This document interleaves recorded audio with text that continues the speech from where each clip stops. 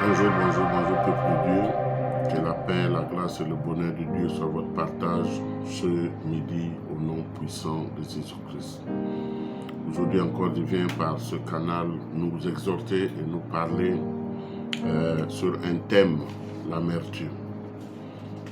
Voyez-vous, Hébreux 12, le verset 15 nous dit « Veillez à ce que nul ne soit privé de la grâce de Dieu et à ce que aucune racine d'amertume pousse des rejetons, ne produise des troubles et que plusieurs en soient affectés. » Voyez-vous, l'amertume est un danger, est une situation, nous la définissons comme étant un sentiment amer causé par le regret et la déception. Donc l'amertume est un sentiment amer causé par le regret et la déception. Sentiment amer causé par le rejet et la déception. C'est un mal de l'âme. Quand notre âme est malade, nous devenons amers, nous devenons bizarres, nous devenons sombres, nous devenons des personnes transporteurs des ondes négatives. Voyez-vous, quand quelqu'un est amer, n'est-ce pas, l'amertume s'attaque à tout le monde. L'amertume s'attaque à tout le monde. Pas besoin de classe sociale, pas besoin de couche sociale, quel que soit le niveau où tu peux te retrouver, quelle que soit ta classe sociale, l'amertume peut t'envelopper. Paul dit dans le livre d'Hébreux que nous devons veiller à ce que les racines de l'amertume ne poussent des rejetons. Donc ça veut dire que l'amertume a des racines et elle peut s'envelopper sur quelqu'un et elle peut pousser des rejetons, exactement comme le manioc. Quand on coupe les branches et qu'on plante, elle pousse des rejetons. Donc l'amertume pousse des rejetons. Et celui qui est amer est capable d'affecter son amertume à plusieurs personnes. Il est capable d'envelopper l'environnement de son amertume. Il est capable de saturer l'environnement, l'atmosphère avec tout ce qui est amer. Quand vous côtoyez des personnes amères, vous allez vous rendre compte que ces personnes-là sont invivables. Des personnes difficiles à supporter. Parce que l'amertume est rentrée dans leur cœur. L'amertume passe par les blessures. L'amertume passe par... On dit que c'est causé par le regret et la déception. Quand quelqu'un est dans les regrets, quelqu'un est dans les déceptions, cette personne peut se renfermer. Cette personne peut décider de se renfermer dans son coin. Et étant dans son coin, qu'est-ce qui se passe? Tout ce qui est amer commence à surgir. Donc aujourd'hui, nous allons combattre l'amertume. Aujourd'hui, nous allons combattre tout le système diabolique pour rendre l'homme amer. Parce que l'amertume est envahisseur. L'amertume peut détruire plus d'une personne. L'amertume fait souffrir tous ceux qui sont à côté. L'amertume est un mal. Quand ça rentre dans une maison, la maison est infectée. L'amertume est comme un virus, comme une épidémie. Quand ça rentre dans une église, l'église est infectée. L'église est malade. L'église est détruite. L'amertume, de la même façon qu'elle détruit les corps, elle détruit les cœurs, elle détruit les âmes. Et nous allons nous attaquer à l'amertume. David était à un moment donné de sa vie, il était tellement triste qu'il s'est souvenu de quelque chose. Il a posé la question à son âme. Pourquoi t'as battu? Pourquoi t'as battu mon âme? Pourquoi gémis-tu au-dedans de moi? Donc David se rend compte qu'il y a un combat à l'intérieur de lui-même. Son propre âme est en train de gémir au-dedans de lui. Il dit son âme s'abat, pourquoi? Et David a trouvé le remède. Il dit à son âme, tu ne peux pas faire ça. N'oublie pas que ce Dieu-là nous a fait du bien. N'oublie pas que ce Dieu-là nous a gardés. Psaume 42, le verset 5. Il dit, mon âme, pourquoi t'as battu?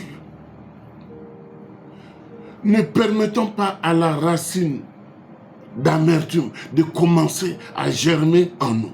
Ne commençons pas, ne laissons pas l'amertume faire son œuvre en nous. Ne laissons pas l'amertume prospérer en nous.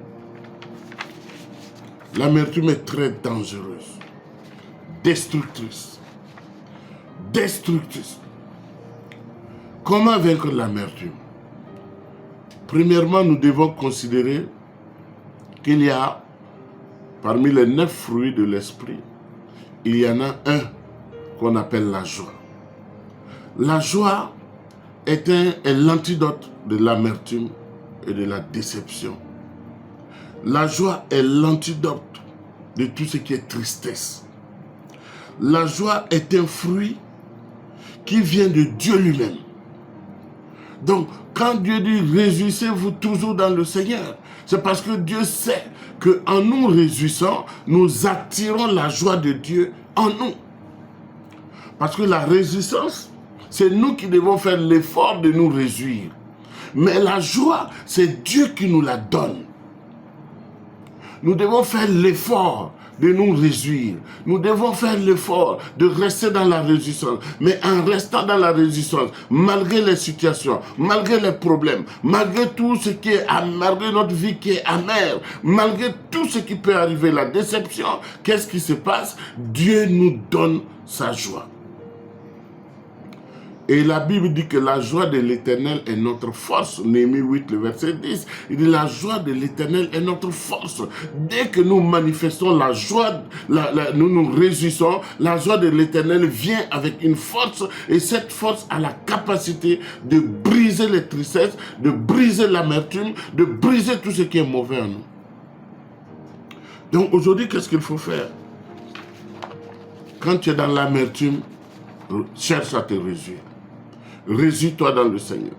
Réjouis-toi car tu sais que toutes choses concourent au bien de ceux qui aiment Dieu. Et Ésaïe 2, le verset 26 nous est clair. Et Dieu dit là-bas, il dit, Dieu donne à celui qui lui est agréable, sagesse, science et la joie.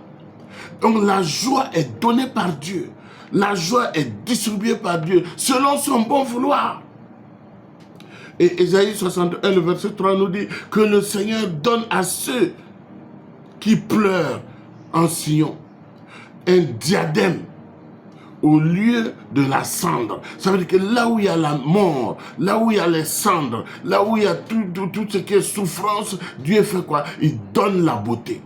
Vous allez voir les endroits où le feu est passé. Ces endroits-là, quand la pluie revient, la nature est verdoyante et c'est joli à voir, c'est beau. Donc Dieu donne la beauté à la cendre. Et qu'est-ce qu'il fait? Il dit, il donne la joie au lieu du deuil. Donc là où il y a le deuil, là où il y a la mort, là où il y a les pleurs, Dieu donne quoi? La joie. Quelqu'un est-il endeuillé aujourd'hui? Dieu veut te donner la joie. Quelqu'un a vu que sa vie est fade, sa vie est en train de sombrer, sa vie est en train de rentrer dans l'amertume, Dieu veut te donner la joie. Prends la joie de Dieu, mets cette joie en toi. Et cette joie, puisque cette joie devient maintenant intense en toi, cette joie sature l'atmosphère, cette joie vient purifier l'atmosphère, et cette joie te donne quoi? La force. J'aimerais interpeller quelqu'un aujourd'hui. Mets la joie dans ton cœur. La joie de l'Éternel est notre force. La joie du Seigneur est notre force. C'est la joie du Seigneur. Oui, elle vient à nous, elle se présente à nous et elle rentre en nous. La joie du Seigneur devient parfaite en nous lorsque nous nous réjouissons. Donc change d'attitude chrétienne, rentre dans les réjouissances. Ce soir, je voudrais prier pour quelqu'un qui est dans l'amertume. Au nom puissant de Jésus-Christ, je prie maintenant que la joie de l'Éternel te localise, que la joie de l'Éternel te localise, que la joie de l'Éternel s'implante en toi. Tu changes d'attitude, tu t'élèves et tu rentres dans la réjouissance, tu rentres dans la réjouissance et la joie de l'Éternel te localise et la joie de l'Éternel te communique sa force.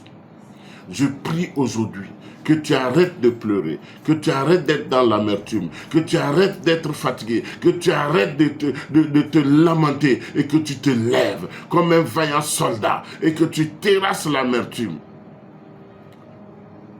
Paul dit dans le livre de Corinthe que l'amour ne soupçonne point le mal.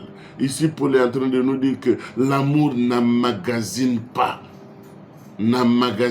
les défauts, les fautes.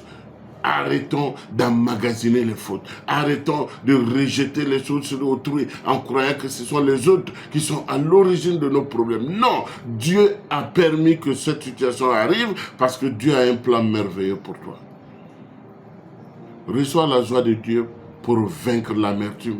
Reçois la joie de Dieu pour vaincre la tristesse. Reçois la joie de Dieu pour vaincre le deuil. Reçois la joie de Dieu pour vaincre tout ce qui est mort en toi. Prends la vie de Dieu.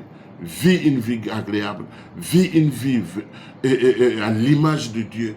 Car la joie de l'Éternel fait partie des caractères de Dieu, fait partie des fruits de l'Esprit que le Saint-Esprit donne. Je prie que la joie de Dieu te soit donnée maintenant et pour toujours au nom de Jésus-Christ. Amen.